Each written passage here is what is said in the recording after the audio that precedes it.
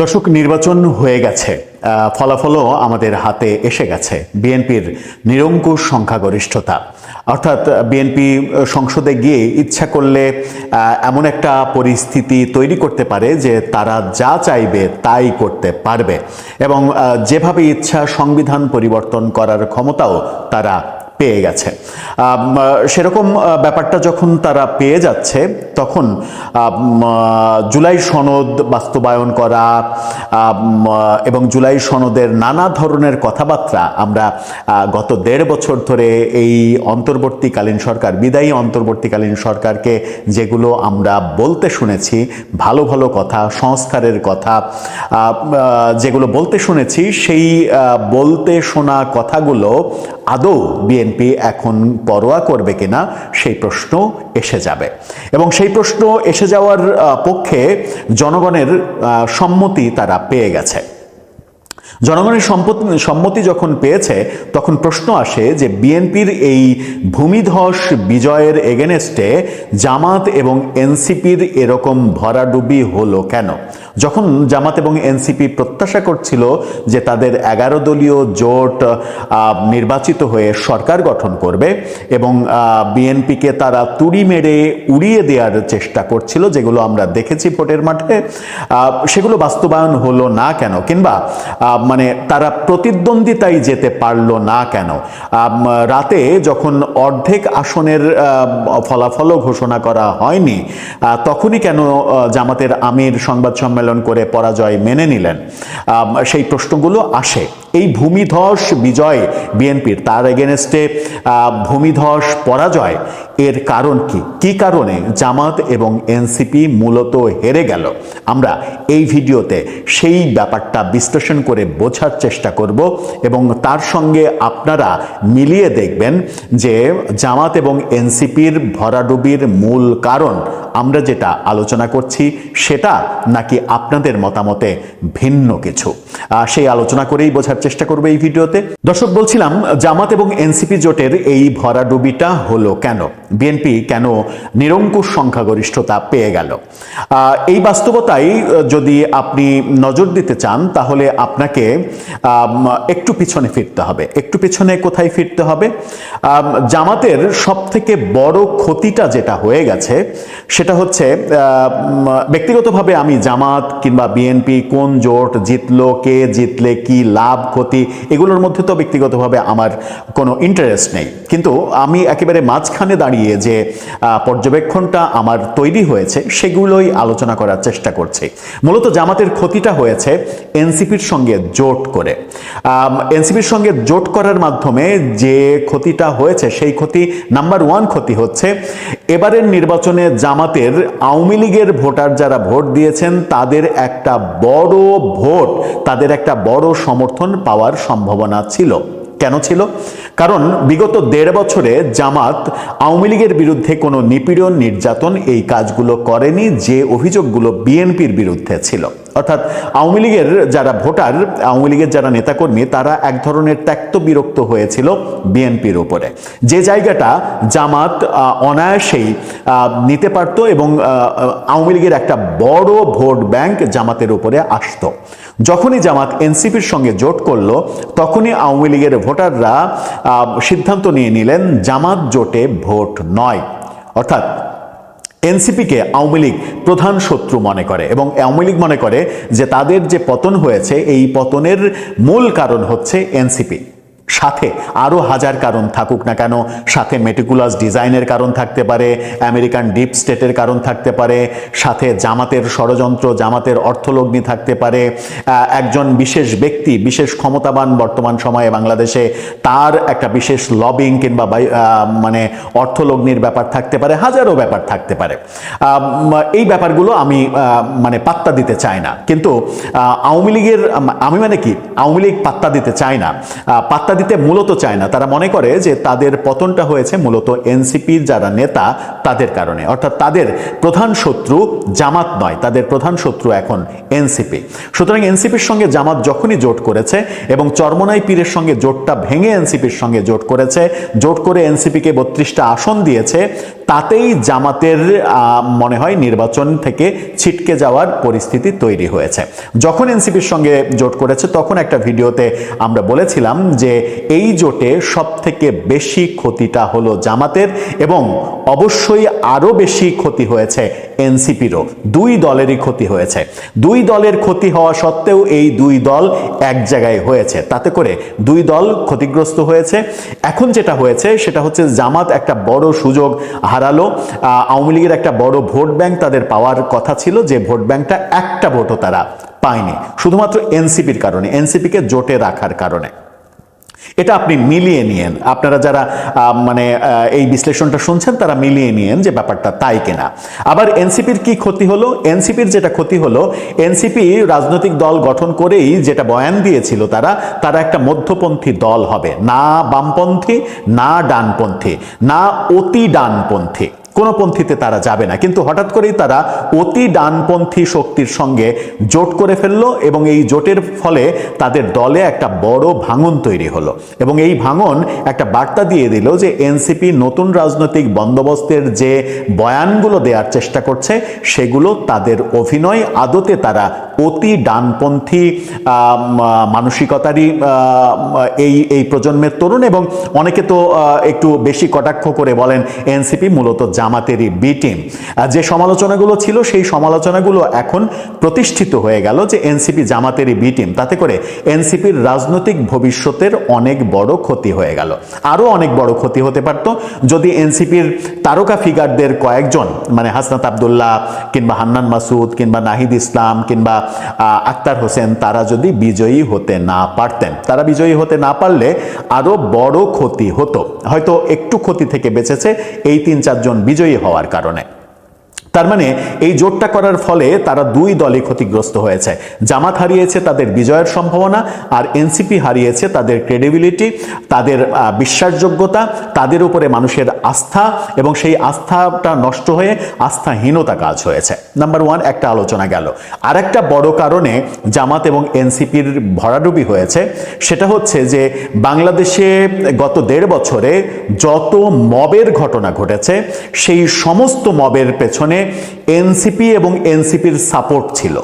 এনসিপির হয় সাপোর্টের একটা গোষ্ঠী, জুলাই যোদ্ধা, না হলে তৌহিদি জনতা, না হলে এনসিপি, না হলে সমন্বয়ক, এই পরিচয়গুলো ব্যবহার করেই সারা দেশে একের পর এক মবের ঘটনা ঘটেছে।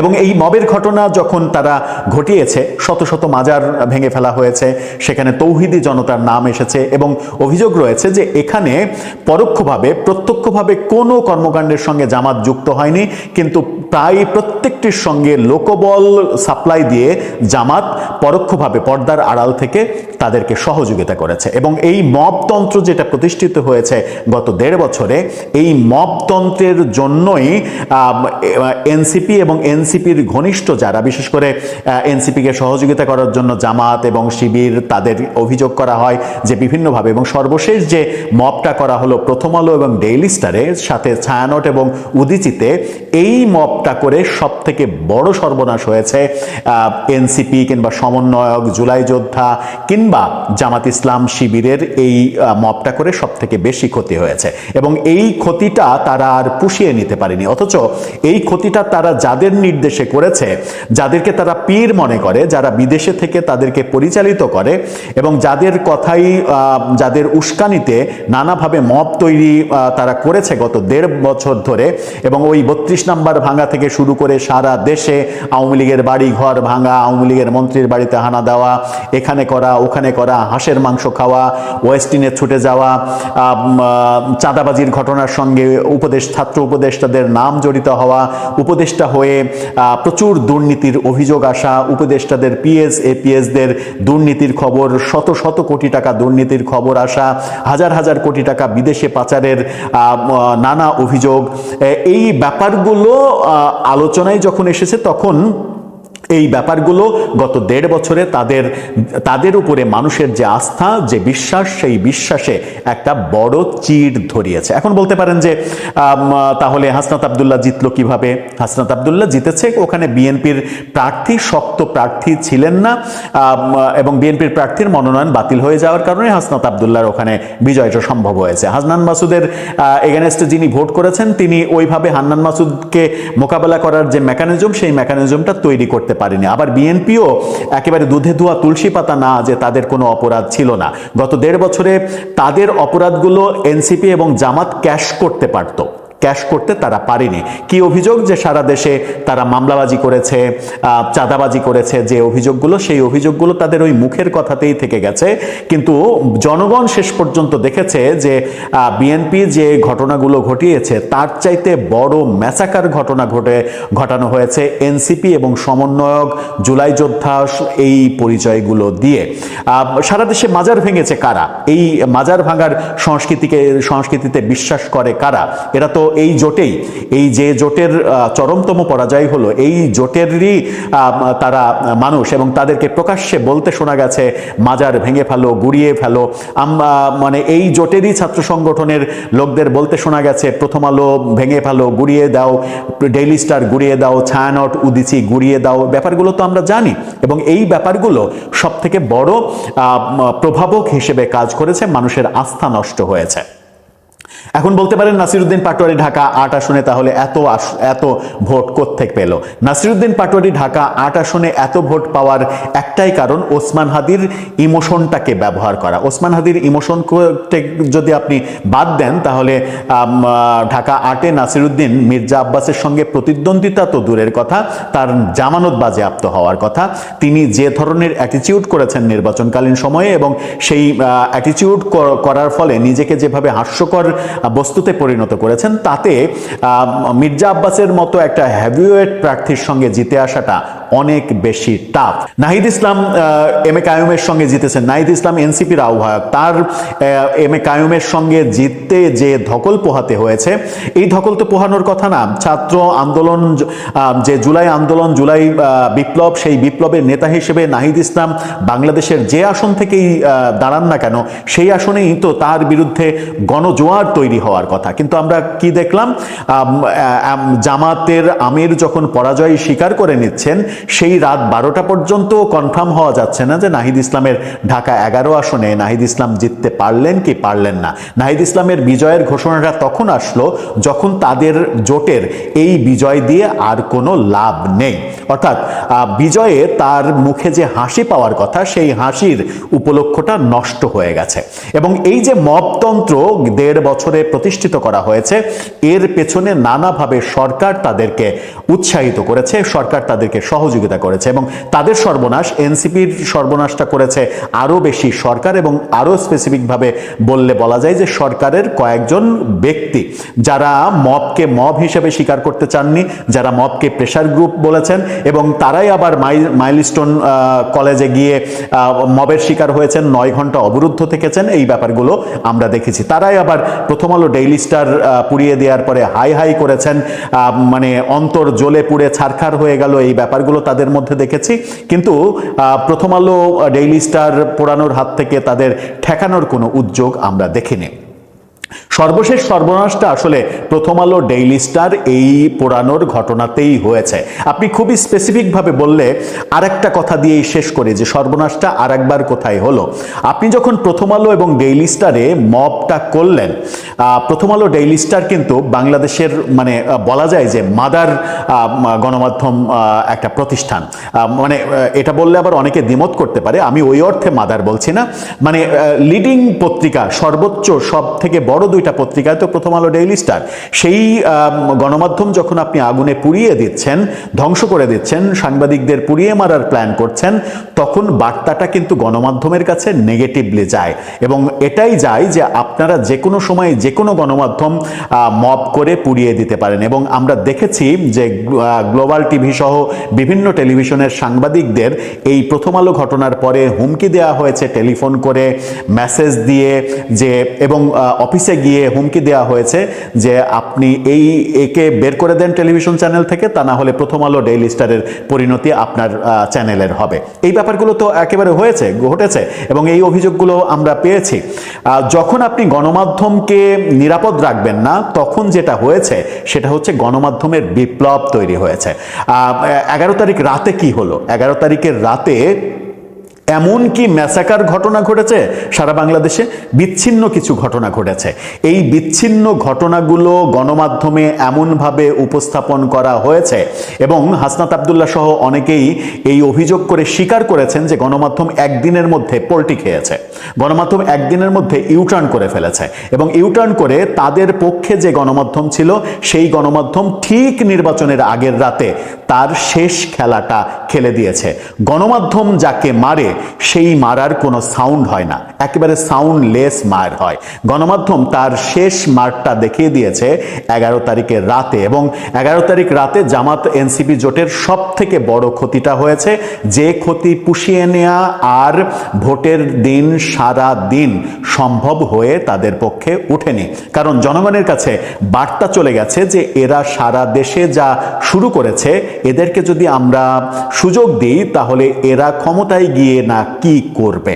এই বার্তাটা গণমাধ্যম জনগণের কাছে পৌঁছে দিয়েছে মাত্র এক রাতে এবং এই সর্বশেষ ম্যাসাকারটা গণমাধ্যম যেটা করেছে সেটা গণমাধ্যমের উপরে আপনারা যেভাবে মব তৈরি করেছেন এবং গণমাধ্যমের টুটি চেপে ধরতে চেয়েছেন, ভোটের মধ্যেও নানাভাবে গণমাধ্যমকে হুমকি দিয়েছেন এবং এরকম হুমকিও দিয়েছেন 12 তারিখের পরে সব দেখে নেওয়া হবে। 12 তারিখের পরে যদি আপনি গণমাধ্যমকে দেখে নিতে চান তাহলে 11 তারিখের রাতে সেই গণমাধ্যমকে আপনাকে সাপোর্ট করবে? কখনোই করবে না এবং সেটাই হয়েছে। এবং সর্বশেষ পাশার দানটা উল্টে গেছে মূলত 11 তারিখের রাতে। গত 1.5 বছর ধরে মবতন্ত্রকে প্রতিষ্ঠা করা, এনসিপি জামাতের জোট করা, মবতন্ত্রের মাধ্যমে চাঁদাবাজির অভিযোগ অন্যদের উপরে করে নিজেরা চাঁদাবাজিতে মত্ত হওয়া, দুর্নীতির সাগরে ভেসে যাওয়া এবং গণমাধ্যম সহ বিভিন্ন জায়গায় এবং সর্বশেষ যে প্রথম আলো ডেইলি স্টারে মব, আমার মনে হয় যে এটা একটা সাপে বর হয়েছে। প্রথম আলো ডেইলি স্টারের এই মবটা আপনাদেরকে চরমভাবে একেবারে কি বলবো, অধঃপতনের সর্বনিম্ন অবস্থানে নিয়ে গেছে, যার ফলে এই নির্বাচনে বিএনপির সঙ্গে আপনারা একদম প্রতিদ্বন্দ্বিতাই করতে পারেননি। যেখানে বাংলাদেশের মানুষ আমরা ভাবছিলাম যে এবারের নির্বাচন বিএনপি এবং জামাত জোটের একেবারে হাড্ডাহাড্ডি লড়াই হবে, সেখানে খুব বেশি যদি ব্যবধান হয় তাহলে এক পক্ষ পাবে 155 থেকে 60টা, আর একটা পক্ষ পাবে 140 থেকে 45টা, কিন্তু সেটা হয়নি। একেবারে আকাশ পাতাল তফাত হয়েছে।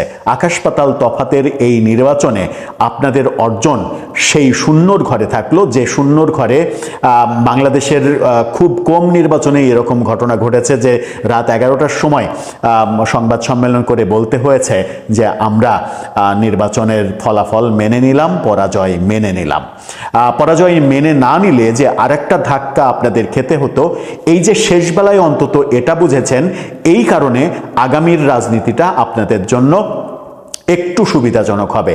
আগামীতে এই ভুলগুলো সংশোধন করে এই মবতন্ত্র কায়েম না করতে চেয়ে জনগণকে আস্থায় নিয়ে যদি রাজনীতিটা করতে পারেন এবং খবরদারি করা, নাম নিয়ে নিয়ে গণমাধ্যমের কথা বলা, অমুক গণমাধ্যমকে দেখে ফেলবো, অমুককে দেখে নেব, অমুককে দেখে নেব। নাসিরুদ্দিন পাটোয়ারি তো বলেই দিয়েছেন যে আমি জিতি আর না জিতি 12 তারিখের পর মির্জা আব্বাসের সাম্রাজ্য আমি ধ্বংস করে দেব। এখন মির্জা আব্বাস জেতার পরে যদি এরকমটা বলে ফেলেন যে নাসিরুদ্দিন পাটোয়ারি কোথায়, একটু ডাকো তো, এক কাপ চা খাই, আপনি কি চা খেতে যাবেন? দর্শক, আপনার মতামত জানিয়ে লিখতে পারেন। গণতান্ত্রিক শক্তির ভেতরে লুকায় থেকে তাদেরকে খুঁজে খুঁজে খাবেন, সেই সুযোগ আর সম্ভবত দেয়া হবে না। সুতরাং বিচারের জায়গায় থাকবে, রাজনীতির জায়গায় থাকবে। রাজনৈতিক অধিকারকে হস্তক্ষেপ করা যাবে না। আমি জানি যে রাত পার হবার পরেই কাল থেকে শুরু হবে যে বিএনপির এই বিপুল বিজয়ের নেপথ্যে কি কি কারণ ছিল। আমি মধ্যরাতে আপনাদের সঙ্গে একটু কথা বলি। কালকে হয়তো অনেকে নানাভাবে আমার থেকে অনেক গভীর বিশ্লেষণ করবেন। আমি ক্ষুদ্র জ্ঞানে একটা কথা বলি, বাংলাদেশ মহা বিপর্যয়ের হাত থেকে বেঁচে গেল। কেন বলছি জানেন? মানুষ খুব 17 মাসে তারা বুঝতে পারছে যে একটা অনিশ্চিত গন্তব্যে বাংলাদেশকে নিয়ে যাওয়া হচ্ছে, এবং এই নিয়ে যেতে তার মাথার উপরে ধর্মের টুপি, আধিপত্যবাদ বিরোধী টুপি, যত রকম মানে কি বলে ভালো ভালো কথা আছে আপনাকে খুব রোমাঞ্চিত করবে, সেই সমস্ত ঘুম পড়ানি মাসি পিসির সেই গান গেয়ে আপনাকে নিয়ে যাচ্ছিল একটা গভীর অন্ধকারে। যেই অন্ধকার অবসান ঘটেছিল 5ই আগস্ট, কারণ তখনও কিন্তু স্বাধীনতা মুক্তিযুদ্ধের আফিম খাইয়ে জাতিকে ঘুম পড়িয়ে একটা শ্রেণী ক্ষমতার চর্চা করছিল। ক্ষমতার মসনদে বসে তারা বাংলাদেশে একটা ফ্যাসিবাদী শাসন কায়েম করেছিল, লুটপাটের শাসন কায়েম করেছিল। তাদের অবসানের জন্য এদেশের মানুষ সবাই আন্দোলন করেছে, কিন্তু দুর্ভাগ্যজনকভাবে সত্য, আন্দোলনের অপরিচিত কিছু মুখ সেই মুখগুলোকে ক্যাপচার করলো একটা ধর্মান্ধ শক্তি, যেই শক্তি আমাদেরকে নিয়ে যাচ্ছে একটা অজানা গন্তব্যে, একটা ভয়ঙ্কর গন্তব্যে, যে গন্তব্যের বিরুদ্ধে বাংলাদেশ, যে গন্তব্যের বিরুদ্ধে বাংলাদেশের জন্ম। বাংলাদেশের জন্ম বাংলাদেশের মুক্তিযুদ্ধ স্বাধীনতার উপর ভিত্তি করে। তারা বলছিল যে না, স্বাধীনতা মুক্তিযুদ্ধ দরকার নেই, আমাদেরকে আজাদির পথে, আধিপত্যবাদের বিরুদ্ধে ইনকলাবের পথে যাইতে হবে। ধর্মীয় উগ্রতা, যে উগ্রতার একটা নমুনা আমরা পাশের দেশ ভারতে দেখি। বিজেপির নরেন্দ্র মোদী সেই ধর্মের উন্মাদনা দিয়ে ভারতকে বলতে গেলে একেবারে বিচ্ছিন্ন করছে। তারপরেও ভারত তার মতন করে ভালো আছে, কিন্তু ভারতে সংখ্যালঘু জনগোষ্ঠী তারা ভালো নেই। ভারতের যে বৃহত্তর যেই ঐক্য সংহতি, যেটা অসাম্প্রদায়িক শক্তি, অসাম্প্রদায়িক নানা রকম শক্তি সম্মিলনে যেটা পরিচালিত হতো, সেই জায়গায় টুকরো টুকরো করে ফেলছে। বাংলাদেশে ঠিক তাই। দেখেন, জুলাই গণঅভ্যুত্থানে আমরা সবাই অংশ নিলাম। কিছুদিন যেতে না যেতেই বলা হলো যে এরা হচ্ছে দোসর, এরা হচ্ছে বামপন্থী, এরা হচ্ছে নাস্তিক, এরা হচ্ছে মুরতাদ। এই সমস্ত স্লোগান দিয়ে মাজার ভেঙে ফেলা হলো, শতাধিক মাজার, উন্মাদনা তৈরি করা হলো। মাটি খুঁড়ে কবর থেকে লাশ তুলে এনে সেই লাশ জ্বালায় দেওয়া হলো। জীবন্ত মানুষ ভালুকায় ধর্মের কথা বলে একটা সংখ্যালঘু সম্প্রদায়ের মানুষকে, দীপুচন্দ্র দাসকে পুড়িয়ে মারা হলো। বাংলাদেশের বাইরের ভারতের আপামর মানুষ যারা হিন্দু সম্প্রদায়ের, তারাও শঙ্কিত হলো কি হচ্ছে বাংলাদেশে। সারা বিশ্বের প্রশ্ন কি হচ্ছে বাংলাদেশে। তারা দ্রুত গতিতে চাইলে বাংলাদেশে একটা নির্বাচন হোক, নির্বাচিত একটা সরকার দেশকে পরিচালনা করুক, যাতে মানুষের জানমালের নিরাপত্তা থাকে। কিন্তু হাই, কোথায় কি? কয়েকটা ছাত্র সংসদের নির্বাচন হলো, সেখানে ছাত্র শিবির জয়যুক্ত হলো, বললো যে আমরা দলীয় রাজনীতি ক্যাম্পাসে প্রবেশ করতে দেব না। কিন্তু তারা কি করলো? এই নির্বাচনে ঘিরে সবাই নেমে গেল মাঠে। আরে বাপরে, দলীয় মানে কি, দাড়ি পাল্লায় ভোট দিতে হবে বলে বলে বলে হলো। যারা ছাত্র দলকে কমিটি করতে দিল না ক্যাম্পাসে, বলল দলীয় রাজনীতি করা যাবে না, তারা মানে জামাতকে জয়যুক্ত করার জন্য মাঠে নেমে পড়ল। চিন্তা করছেন? এবং কি ভয়াবহতা! এদের নেতৃত্বে প্রথম আলো অফিস জ্বালায় দেওয়া হলো, ডেইলি স্টার, ছায়ানট, হাদির মৃত্যুকে ঘিরে। হাদির মৃত্যুকে ঘিরেও সবাই যখন শোকা হতো, সেই শোককে তারা শক্তিতে পরিণত করে তারা আরেকটা অভ্যুত্থানের চেষ্টা করলো। ভোটের 5 দিন আগে যমুনাকে ঘেরাও করে তারও একটা উন্মাদনা তৈরি করা হলো, যাতে ঢাকার তরুণ সমাজ বা লাখো লাখো মানুষ এসে জড়ো হয় এবং বলে যে নির্বাচন দরকার নেই। এই যে বলছে না, ইন্টারিম, তুমি যেও না, নির্বাচন হবে না। মনে আছে এই কথাগুলো? হাদির হত্যার বিচারের সাথে এই বক্তব্যের মিল আছে? মিল আছে। কারণ তাদের উদ্দেশ্য ছিল ওই বক্তব্যের মধ্য দিয়ে একটা নৈরাজ্য তৈরি করা। কারণ তারা জানে ফলাফলটা কি হবে। সমস্ত ষড়যন্ত্রকে উৎখাত করে আবারও সেই সেনাবাহিনী দেশকে রক্ষা করলো। আর এই সেনাবাহিনীকে একটা পক্ষে টুকরো টুকরো করতে চাইল। আওয়ামী লীগ বাংলাদেশের মুক্তিযুদ্ধ স্বাধীনতার চেতনাকে বিক্রি করে ক্ষমতায় থাকতে চাইল, আর এরা জুলাই চেতনাকে বিক্রি করে তারা নৈরাজ্যের দিকে বাংলাদেশকে ঠেলে দিতে চাইল। দুই অপচিন্তা, দুই অপশক্তির বিরুদ্ধে বাংলাদেশের জনগণ বুঝতে পেরেছে যে না, বাংলাদেশকে একটা গণতান্ত্রিক ভাবে শাসনতান্ত্রিক পথে পরিচালিত করতে হবে। আজকে তার পক্ষে রায়, মনে রাখবেন, তার পক্ষেই রায়। সুতরাং গত 16-17 মাসের এই সনদ ওই সনদ এ সমস্ত সব বোগাস।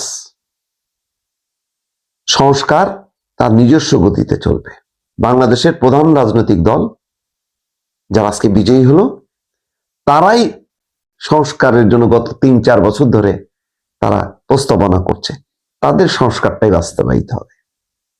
আর বিচার, অবশ্যই বিচার হবে, বিচারের মতন হবে, কিন্তু বিচারের নামে কোন দলকে নিষিদ্ধ করা যাবে না। দলকে নিষিদ্ধ করে আপনি আখের গোছাবেন, গণতান্ত্রিক শক্তির ভেতরে লুকায় থেকে তাদেরকে খুঁজে খুঁজে খাবেন, সেই সুযোগ আর সম্ভবত দেয়া হবে না।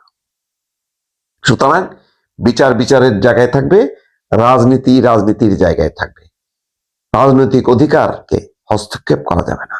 আমি যদি আমি একটা শক্তিকে রিপ্রেজেন্ট করি, আমাকে সেই স্বাধীনতা দিতে হবে, গণতান্ত্রিক স্বাধীনতা, যাতে আমি মত প্রকাশ করতে পারি, আমি কথা বলতে পারি, আমি লিখতে পারি।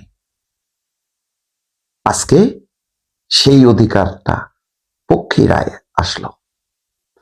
এখন অনেকগুলো রাজনৈতিক চ্যালেঞ্জ কিন্তু বিএনপির কাঁধে। বিএনপি এককভাবে বলেছে সরকার গঠন করবে, কিন্তু বিএনপি কিন্তু একা না। একক সরকার বিএনপির পক্ষে এখন লাখো জনতা যদি ঐক্যবদ্ধ হয়, তাহলে যেই অপশক্তিগুলো নির্বাচন পরবর্তী সময় আবারও সেই হুজুগ তুলবে, সেই হুজুগগুলো মোকাবেলা করতে হবে। আশা করি সেগুলি হবে। বিজয় শুরু হলো দর্শক, নতুন বিজয়। এই বিজয় পরাজিত করেছে জুলাই চেতনাবাজদের আর 71-এর চেতনাবাজদের। দুই চেতনা ব্যবসায়ীদেরকে উৎখাত করে, নির্মূল করে আজকে প্রকৃত গণতান্ত্রিক শক্তির বিজয় হয়েছে। এই বিজয়কে ধারণ করা প্রতিটি মানুষের, প্রতিটি নাগরিকের দায়িত্ব এবং কর্তব্য। দর্শক,